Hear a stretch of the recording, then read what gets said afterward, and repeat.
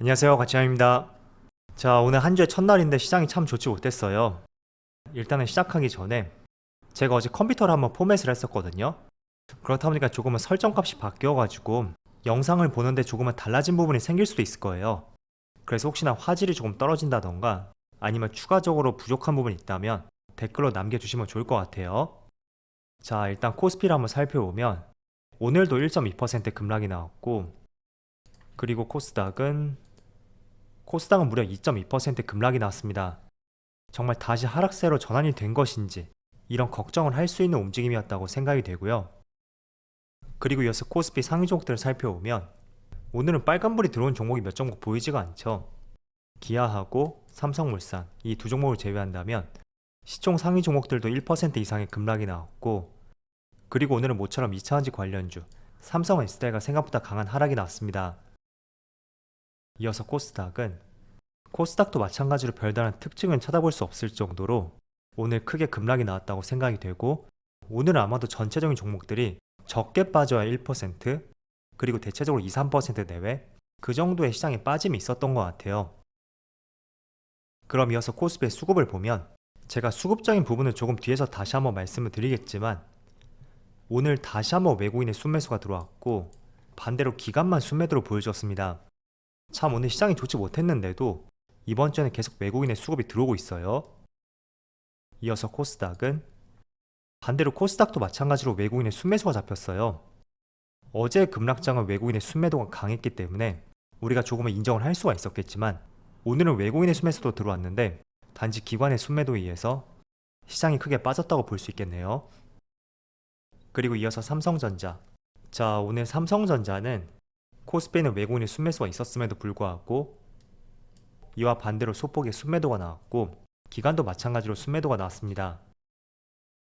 그리고 현대차, 이제는 낙폭이 조금은 제한된 것 같아요. 오늘도 크게 밀리지 않았었죠. 그리고 다시 한번 외국인의 순매수가 들어왔네요. 이어서 삼성 SDI, 오늘 생각보다 낙폭이 강했음에도 불구하고 외국인은 여전히 순매수를 보여주고 있고 오늘까지 6거래 연속으로 순매수가 들어왔습니다. 반대로 기관만 오늘 순매도가 나왔죠. 그리고 대표적인 인터넷 관련주인 네이버도 오늘까지 6거래의 순매도가 나왔다면, 반면에 외국인은 오랜만에 순매수가 들어왔고 기관만 나홀로 순매도로 보여주었습니다. 자, 이어서 주체별 매매 동향에 대해서 살펴보도록 하겠습니다. 8월 22일 외국인이 가장 많이 매수한 종목은 SK하이닉스, LG화학, SK이노베이션, 기아, 현대모비스 이런 종목들을 차례대로 매수했고, 그리고 기관은 오늘도 S-오일, 그리고 삼성엔지니어링, 후성, LG전자, 포스코케미칼 이런 종목들을 차례대로 매수했네요. 자, 그리고 해외 증시를 보면 지난주 금요일날 미국 증시가 조금은 밀리는 모습이 나왔어요. S&P 500이 1.3% 하락이 나왔었고 나스닥은 무려 2% 급락이 나왔습니다. 그리고 다우지수는 0.8% 하락이 나오면서 그래도 조금은 상대적으로 강세의 모습이 나왔었죠. 그렇지만 미국 3대 지수를 보시는 것처럼 그렇게 좋은 흐름은 아니었어요. 그리고 반도체 지수가 무려 3% 가까운 급락이 나오면서 오늘도 삼성전자를 비롯해서 많은 반도체 기업들이 굉장히 부침을 겪고 있다고 생각이 되고요.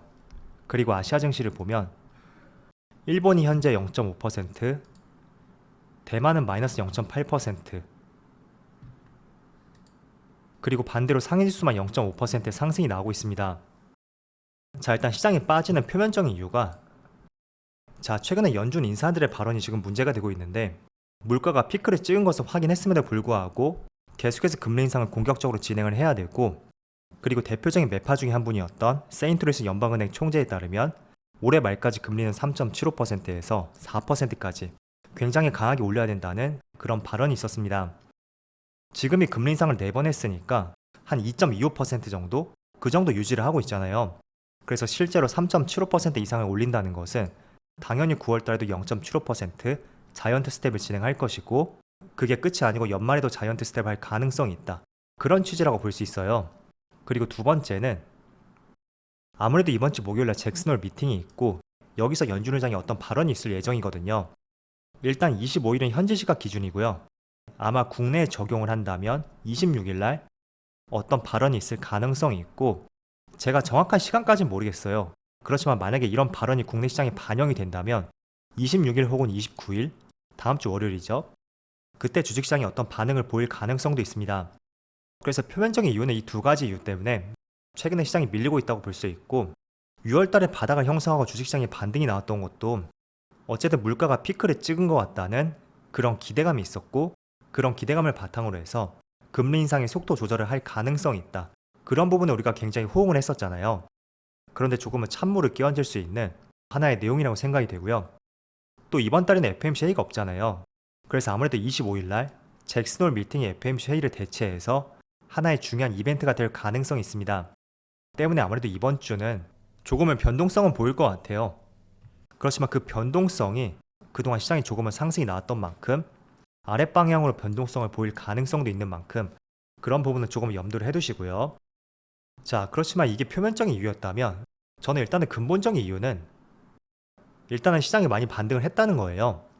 지금 보시면 S&P 500도 저점에서 6월 달에 저점을 찍고 현재까지 16% 상승이 나왔고, 또 나스닥도 마찬가지로 거의 20% 가까운 상승이 나왔습니다. 때문에 한 번쯤은 조정이 들어올 타이밍이 되었는데, 이번 주에 잭슨홀 미팅도 있고 또 연준 인사들의 매파적인 발언이 있기 때문에 이러한 내용들이 하나의 조정의 빌미를 제공하지 않았을까, 그렇게 생각이 되는 것 같습니다. 아무튼 어떤 메이저 수급들이 주가를 끌어올린다고 하더라도 항상 이런 메이저 수급들은 개인들과 다르게 어떤 명분이 있어야 되잖아요. 그래서 이번 주가 하나의 명분을 삼기에는 정말 좋았던 시점이라고 생각이 되고요.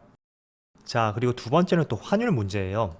지금 여기 환율을 보시면 이 당시가 2008년이거든요. 그런데 8월 22일 기준으로 오늘 다시 한번 신고가를 경신했고, 이거를 일봉을 한번 볼게요. 환율이 지난 6월 달에 고점을 형성하고 그래도 한 두 달 정도 이렇게 약간은 안정화된 모습이 나왔었죠. 그런데 지난주부터 해서 조금씩 상승이 나오더니 오늘은 심지어 다시 한번 신고가를 경신했어요. 그래서 1339원까지 다이렉트도 환율이 빠르게 상승했는데, 이런 것도 하나의 명분을 삼기에 좋은 재료가 될 수 있겠죠. 자, 그렇지만 중요한 것은 정말로 하락장에서 잠깐의 반등인지 아니면 6월이 저점이 되어서 추세적인 상승 속에서 일시적인 조정인지, 그거는 우리가 지나고 난 뒤에 알 수 있기 때문에 어느 누구도 섣불리 100% 확신하면서 그거를 맞출 수는 없습니다. 그렇지만 제가 6월 달하고 조금은 차이점을 두는 것은 외국인의 수급이거든요. 자, 여기 수급을 보면 지금 제가 촬영하는 시점이 1시 48분이거든요. 그런데 외국인 오전장에는 잠깐 매도세로 전환이 되었지만 한 30분 정도? 그 정도 이후부터는 계속 매수세를 늘려가고 있고 계속 우상의 흐름이 이어지고 있습니다. 그리고 현재 외국인의 수급을 보더라도 순매수로 잡혀 있거든요. 단지 기간만 매도세를 보여주고 있을 뿐인데, 이런 모습도 어떻게 본다면 지난 6월하고 조금은 다른 모습이라고 생각이 되고요. 그리고 오늘뿐만 아니라 8월 달의 수급 변화를 보시면, 자, 8월 달이 이때부터였죠. 외국인이 이틀만 순매도를 보여주었고 모두 계속 매수세를 이어갔어요. 심지어 지난주에도 주가가 빠졌을 때도 모두 매수세를 이어갔었죠. 그래서 이게 모든 것을 확신할 수는 없겠지만 어쨌든 지금 시장이 6월달에 저점을 형성하고 꽤나 반등이 났단 말이죠. 이게 지금 보시는 나스닥 뿐만 아니라 코스피, 코스닥, 그리고 모든 아시아 시장이 마찬가지일 거예요. 그렇지만 우리가 2분기쯤에 주가가 급락이 나왔을 때 그때하고 다른 점이 있다면 환율은 상승하고 있는데 오히려 외국인의 매수는 이어지고 있다. 그 점을 알 수가 있고, 때문에 섣불리 지금을 다시 하락장으로 전환이 되었다. 그렇게 바라보는 것은 조금은 성급할 수도 있을 거예요. 어쨌든 제가 조금 전에 말씀을 드린 것처럼 6월달에 저점을 형성하고 주가가 많이 상승이 나왔던 만큼 차익 매물을 위한 명분을 삼기에 정말 중요한 한 주였지 않나, 그런 것도 한번 따져볼 필요가 있는 것 같고요. 잭슨홀 미팅만 지난다면 다음 주에는 시장의 불확실성 해소와 함께 또 좋은 흐름이 이어질 가능성도 있지 않을까, 그렇게 저는 생각을 하고 있습니다. 자, 그래서 일단은 너무 긴장하지 말고요.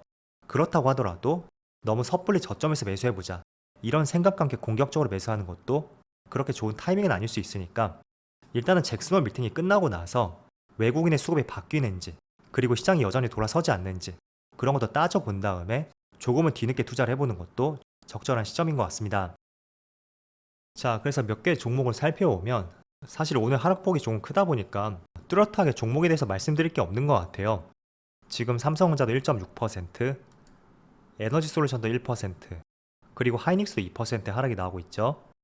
그나마 현대차가 0.7% 하락이 나오고 있지만 그래도 시가보다는 조금 양호한 위치에서 움직임을 보여주고 있고, 기아는 오히려 빨간불을 보여주고 있습니다.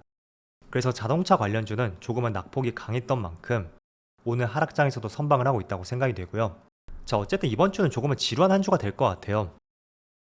그리고 지금 8월 20일까지 국내 수출입 동향이 발표가 되었는데 수출은 증가했지만 원자재 가격 상승과 함께 수입 금액이 크게 증가하면서 다시 한번 무역 적자가 발생이 되었다는 그런 기사가 있습니다. 자, 그런데 국내에서는 수출이 정말 중요하거든요. 어쨌든 GDP 성장에 있어서 40%를 차지하는 것이 수출인 만큼 정말 수출 데이터가 중요하다고 볼 수 있는데 무역 수지는 계속 적자가 발생이 되고 있어요. 자, 그렇지만 코스피 지수하고 수출 금액의 관계를 보시면 대한민국 수출 금액에 따라서 지수의 움직임도 바뀌는 것을 알 수가 있죠. 그렇지만 어디까지나 무역 수지가 흑자를 보일 때 그 기조를 유지하는 가운데에서 이런 모습이 나올 수 있다고 볼 수 있고요. 하지만 그래도 다행인 것은 지금 수출 금액은 계속 증가를 하고 있거든요. 그래서 6월 달부터 에너지 가격이 조금씩 꺾였던 만큼 그런 부분이 조금만 더 안정화가 된다면 충분히 무역 수지도 다시 흑자로 전환될 수 있는 만큼 일단은 수출 금액이 양호하다는 것에 우리가 조금 더 점수를 부여해보고요. 이 데이터의 흐름을 참조해 보신다면 좋을 것 같습니다. 자, 오늘은 시장이 정말 좋지 않았어요. 어느 정도 예상을 했었겠지만 그래도 항상 시장이 좋지 않은 것은 저도 마찬가지로 항상 기분은 좋지 않더라고요. 어쨌든 이번 주의 첫날인데 다들 정말 수고 많으셨고요. 또 오늘 저녁에는 미국 시장이 조금은 반등이 나와서 이런 부분이 내일 국내 시장에도 연결이 될 수 있는 그런 한 주가 되기를 한번 기원해 보겠습니다. 자, 그럼 오늘 영상 여기서 마치도록 하고요. 언제나 여러분들의 성공 투자를 기원하도록 하겠습니다. 감사합니다.